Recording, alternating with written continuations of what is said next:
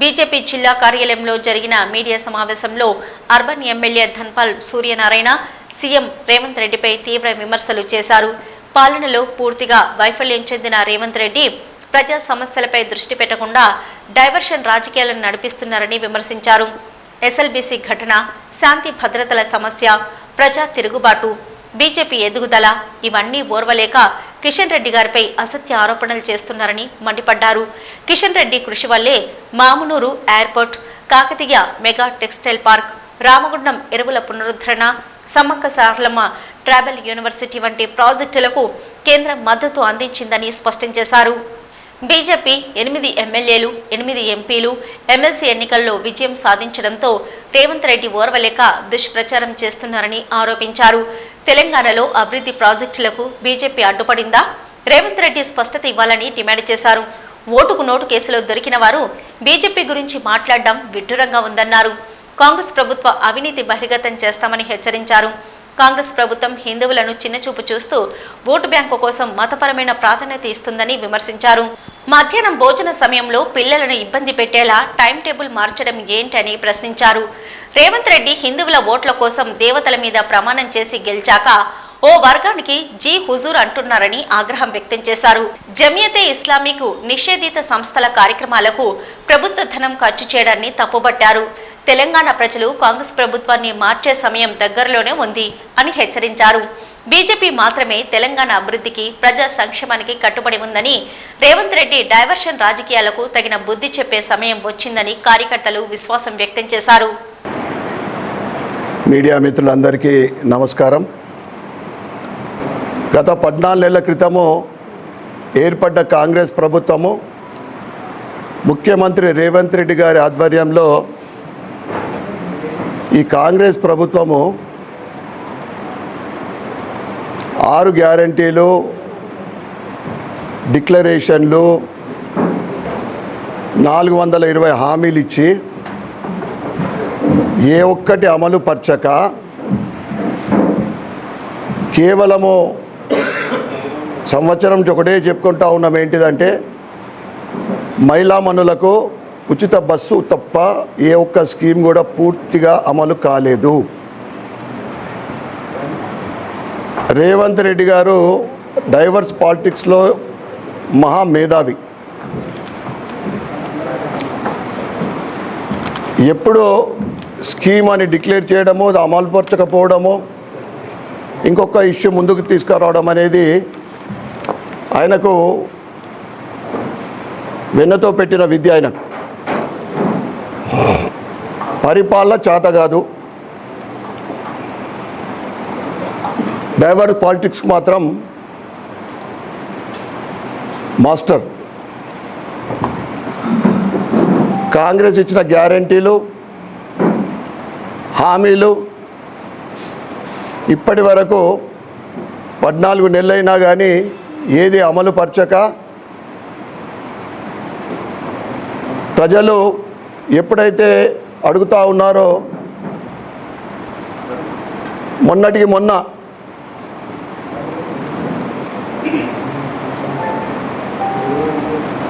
ఈ ఇందిరమ్మ ఇండ్లని, రేషన్ కార్డులు ముందు సంక్రాంతి అని చెప్పి, ఆ తర్వాత 26 జనవరి తెల్లారి నుంచి మొదలు పెడతామని చెప్పి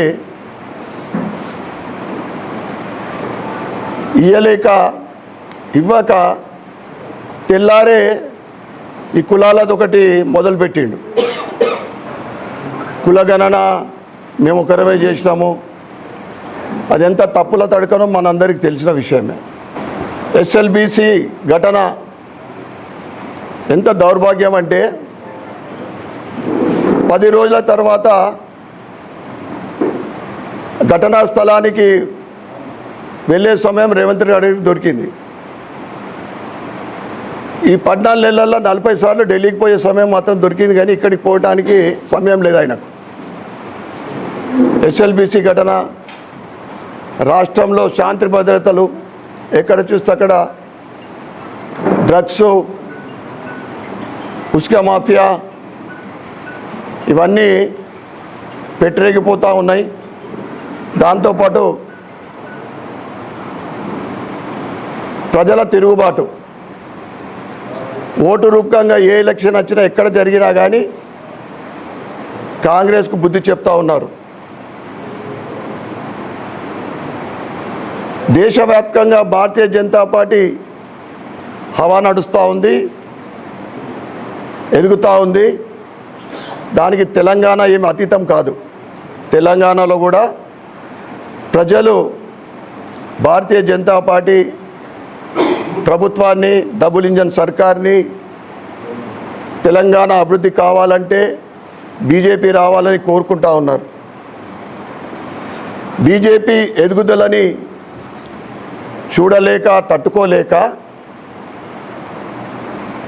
కేంద్ర మంత్రి వర్యులు, తెలంగాణ రాష్ట్ర అధ్యక్షులు కిషన్ రెడ్డి గారి పైన అవాక్కులు చివాక్కులు విషం కక్కుతా ఉన్నాడు. మోడీ గారి దగ్గరికి వెళ్ళిండు. మోడీ గారు చిట్ట పెట్టిండట. ఎందుకంటే వార్తలలోనే విన్నాం మేము. ఇచ్చిన ఏదైతే మేము శాంక్షన్ చేసిన దానికి మీ స్టేట్ షేర్ యాడ్ చేసి ముందైతే ఆ పనులు కంప్లీట్ చేయి. కేంద్రం అయితే అన్ని రాష్ట్రాలకు సమానంగా నిధులు ఇస్తుంది. నువ్వు నీ ఓట్ బ్యాంక్ కోసము కిషన్ రెడ్డి గారు చెప్పారు, అత్త సొమ్ము దానం చేస్తా అంటే నువ్వు ఇష్టం ఇచ్చిన హామీలకు అది నీ బాధ్యత ఉంటుంది తప్ప కేంద్రం నిధులు లేకుంటే నీ ప్రభుత్వం ఒక నెల కూడా నడది. మా కేంద్ర మంత్రి కిషన్ రెడ్డి గారి కృషి వల్లే ఈరోజు వరంగల్ ఎయిర్పోర్ట్ కానీ, కాకతీయ మెగా టెక్స్టైల్ పార్క్ కానీ, రామగుండం ఎరువుల ఫ్యాక్టరీ పునరుద్ధరణ కానీ, సమ్మక్క సారక్క యూనివర్సిటీ కానీ, ఇలా చెప్పుకుంటూ పోతే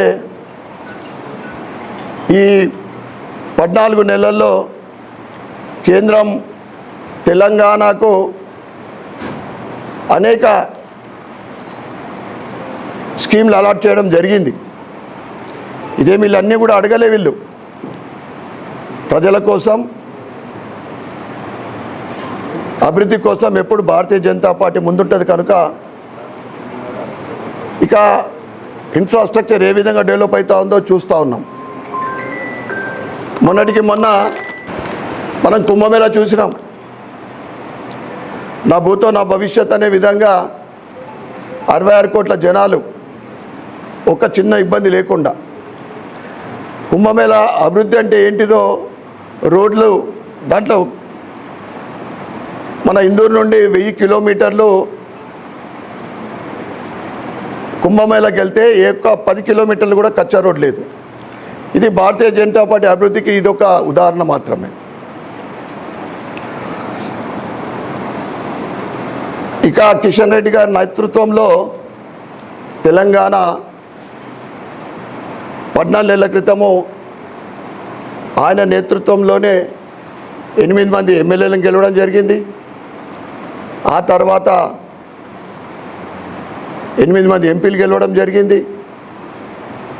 2 ఎమ్మెల్సీలు గెలవడం జరిగింది. 3వ ఎమ్మెల్సీ గెలవడానికి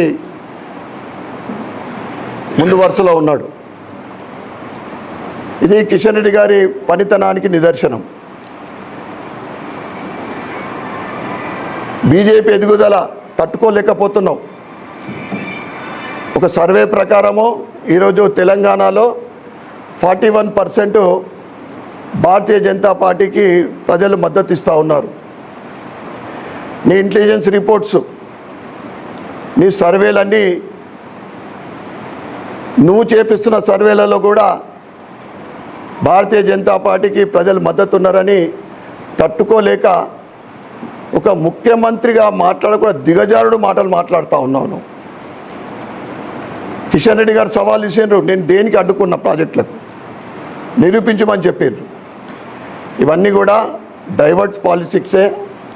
ఎందుకంటే నువ్వు ఇచ్చిన గ్యారంటీలలో ప్రతి మహిళకు 2500 ఇవ్వలేకపోతేవి, 2000 పెన్షన్ 4000 లేకపోయా, తులం బంగారం లేకపోయా, రైతు రుణమాఫీ పూర్తిగా కాలేదు, రైతు భరోసా అరకొర కేటాయింపైంది, నువ్వు యువకులకు ఇస్తాన్న జాబ్ క్యాలెండర్ 2 లక్షల ఉద్యోగాలు లేకపోయా, నిరుద్యోగ భృతి లేకపోయా, ఎస్సీ ఎస్టీలకు మీరు ఎస్సీలకు ఇస్తాన్న 12 లక్షల అది భరోసా అంబేద్కర్ హామీ పథకం ఇవన్నీ మర్చిపోయి కేవలము డైవర్స్ కోసమే మాట్లాడుతూ ఉన్నాం. ఇక బీజేపీ బీఆర్ఎస్ ఒకటని ఏది లేకుంటే ఒకటి ఏదో ఒక న్యూస్ రావాలని, ఏదైతే కాళేశ్వరం ఉందో అది ఏ విధంగా నడుస్తూ ఉందో ఎంక్వైరీ మనకు తెలుసు. ఫోన్ ట్యాపింగ్ విషయమైంది పత్తా లేదు. గొర్రెల స్కాము, అన్ని స్కామ్లు చెప్పడం జరుగుతుంది కానీ ఎటువంటి చర్యలు లేవు. దీన్ని బట్టే ఏమర్థమవుతుందంటే కాంగ్రెస్ బీఆర్ఎస్ ఒకటే. ఓటుకు నోటు ఎవరో మీ అందరికీ తెలిసిన విషయమే. ఇప్పటి వరకు అనేక పార్టీలు మారి ముఖ్యమంత్రి అయినావు. కిషన్ రెడ్డి గారు 40 సంవత్సరాలు తన రాజకీయ జీవితంలో ఒకటే కమిట్మెంటు, కేంద్రంలో 2 ఎంపీలు ఉన్నా కానీ అధికారం లేకున్నా కానీ ఒక కమిట్మెంట్ తోటి పనిచేస్తూ కార్యకర్తలు అంటే భారతీయ జనతా పార్టీ కార్యకర్తలు.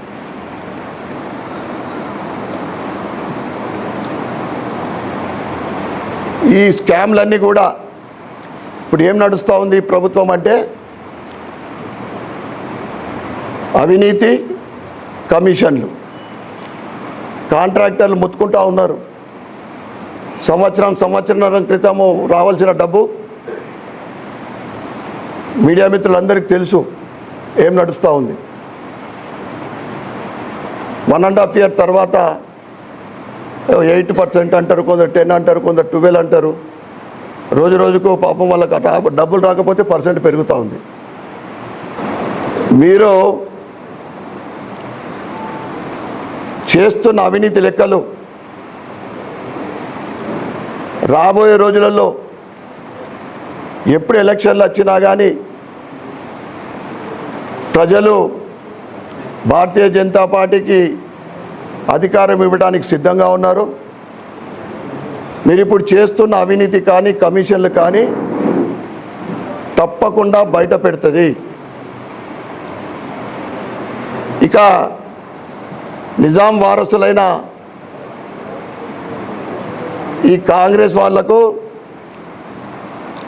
ముఖ్యంగా రేవంత్ రెడ్డి ఎన్నికల్లో ఓట్ల కోసము ఎక్కడికి పోయినా హిందూ దేవతలపైనే ఒట్టు పెట్టుకున్నాడు. ఇంకోరు వేరే దేవతలు పెడితే తాట వాయిస్తారు, ఊరుకుంటారా? హిందువులు సౌమ్యులు అనుకొని ఇష్టం వచ్చినట్లు నువ్వు అమ్మవార్ల సాక్షిగా నువ్వు 5 డిక్లరేషన్లు, ఆర్మూర్లో కూడా సిద్ధులగుట్ట మీద కూడా నువ్వు ఒట్టు పెట్టుకొని అవన్నీ కూడా అమ్మవార్ల మీద నువ్వు పెట్టుకున్న ఓటు తప్పకుండా ఓటు దానికి రిటర్న్ గిఫ్ట్ నీకు లభిస్తుంది. ఆయన మాటల్ని బట్టి చూస్తే మరి ఆయన పదవి ఉంటుందా ఊడుతుందా? జమైతే ఇస్లామిక్ నిషేధిత సంస్థ ఉత్సవాలకు కోట్ల రూపాయలు ప్రభుత్వ సొమ్ము ఇస్తున్నావు. నిషేధిత సంస్థకు ఎవడబ సొమ్ము అది? నీ అయ్యే సొమ్ము అది. రంజాన్ ఉందని పరీక్షల సమయాన్ని మారుస్తున్నావు. పిల్లలకు ఎంత ఇబ్బంది పెడతా ఉన్నావు? అసలు నువ్వు తెలంగాణకు ముఖ్యమంత్రివా, ఓల్డ్ సిటీకి ముఖ్యమంత్రివా? ఉద్యోగస్తులకు ఈ రంజాన్ సమయంలో గంట బిఫోర్ ఏదో టైమింగ్ మారుస్తున్నావు.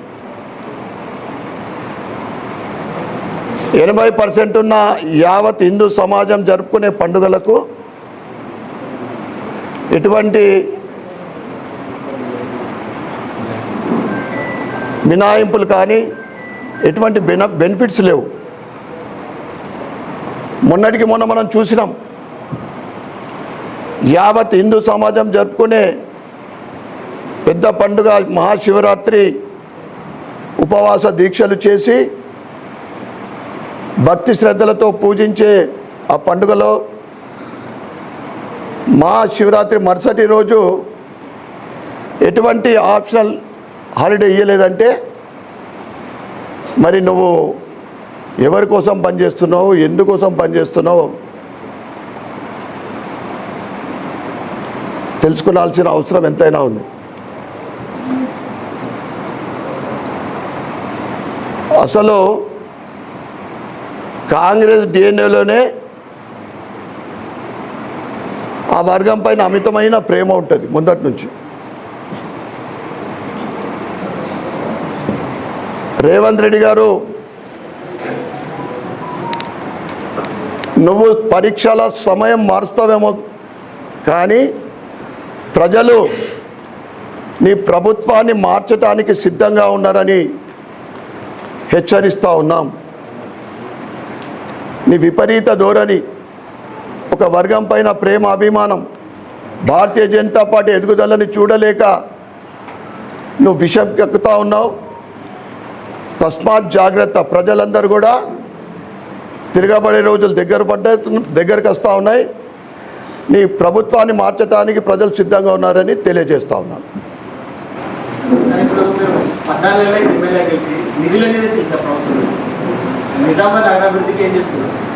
చెప్పుకుంటే సిగ్గిపోతుంది. ఒక్క రూపాయి గత ప్రభుత్వం అంటే బీఆర్ఎస్ గురించి గొప్పగానే కాదు, శాంక్షన్ అయిన 350 కోట్లు ఉమ్మడి నిజామాబాద్ జిల్లాలో స్పెషల్ ఫండ్ శాంక్షన్ అయింది ఉండే. టఫ్ఐటీస్ ఫండ్ మున్సిపల్ ద్వారా 60 కోట్ల శాంక్షన్ అయింది ఉండే. ఆపేసిన ప్రభుత్వము కాంగ్రెస్ ఇచ్చుడు కాదు, ఉన్నాయి ఆపేసుడే. నేను అనుకుంటా, మీడియా మిత్రులకు నేను అడుగుతున్నా, మొట్టమొదటి ప్రభుత్వం అనుకుంటా, సంవత్సరం గడిచిపోయింది, 14 నెలలు గడిచిపోతూ ఉంది. సిడిపి కాన్స్టిట్యూషన్ డెవలప్మెంట్ ఫండ్ అంటే ఎమ్మెల్యే ఫండ్ ఇవ్వలేని దౌర్భాగ్యపు ప్రభుత్వం ఇదొక్కటే అనుకుంటా. కనీసం పేదవాళ్ళు లేకుంటే గల్లీలకి వెళ్ళి కమ్యూనిటీ హాల్ గురించో లేకుంటే దేని గురించో అడిగితే ఏమి ఇచ్చే పరిస్థితి లేదు. అడుగుతా ఉన్నాం, ఏమి ఇస్తుంది? 7 లక్షల కోట్ల అప్పని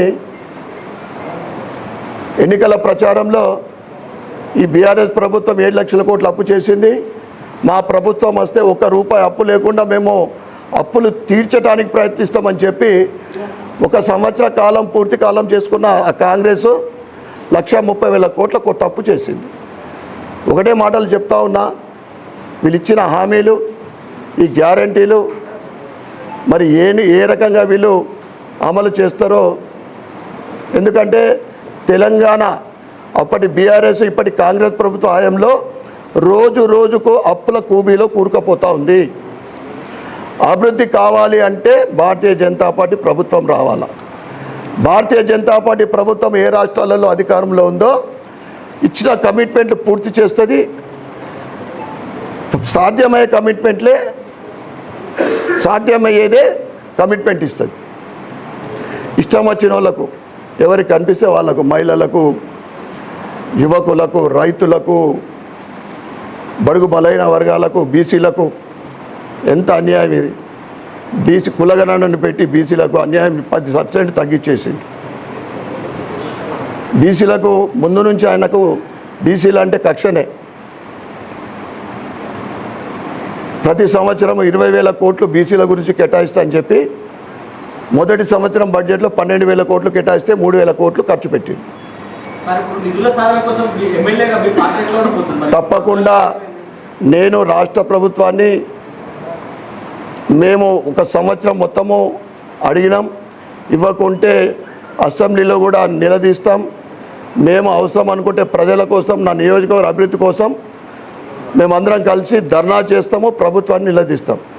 తర్వాత ఏదైతే మా స్మార్ట్ సిటీ స్కీమ్ ఉందో, కేంద్రం నుంచి స్మార్ట్ సిటీ లేకుంటే ఈక్వల్ టు స్మార్ట్ సిటీ తప్పకుండా ఆ స్కీమ్ని తీసుకొచ్చే ప్రయత్నం మా ఎంపీ గారి సహకారంతో ఆయన ఆధ్వర్యంలో తీసుకొస్తాం. అప్పుడు ఆటోమేటికల్గా సంవత్సరానికి 100 కోట్ల అభివృద్ధి కోసం నిధులు వస్తాయి.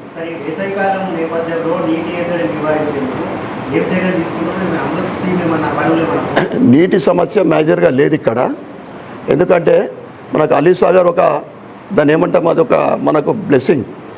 అయితే అమృత్ ట్యూబ్స్ కింద ఏదైతే వాటర్ వర్క్స్ కోసం 50% నిధులు విడుదలైనా, ఇంకో 50% అండర్ గ్రౌండ్ డ్రైనేజ్ గురించి గత 30 సంవత్సరాల నుండి పాత లైన్లు వాటర్ లైనింగ్స్ ఉండడానికి సరిపోక, సిటీ పెరగడం వల్ల వాటర్ సరిపోక, ఇప్పుడు ఆ వాటర్ స్కీమ్ కింద పాత పైప్ లైన్లు మార్చడము, 9 కొత్త వాటర్ ట్యాంకులు అర్బన్లో వస్తూ ఉన్నాయి. అక్కడ ఈ ట్యాంకులు పెరుగుతున్నందుకు అలీ సాగర్లో దాని కెపాసిటీ కూడా పెంచుతారు ప్యూరిఫై చేయడానికి. ఇది కూడా ఒక సంవత్సరం లోపు పూర్తవుతుంది. వాటర్ సమస్య ఎక్కడున్నా కానీ పూర్తిగా మేము పరిశీలిస్తూ ఉన్నాం. ప్రతి డివిజన్లోని మా నాయకులతోటి నేను సమన్వయం అవుతూ ఎక్కడ కూడా వాటర్ సమస్య రాకుండా చూసే బాధ్యత మాది.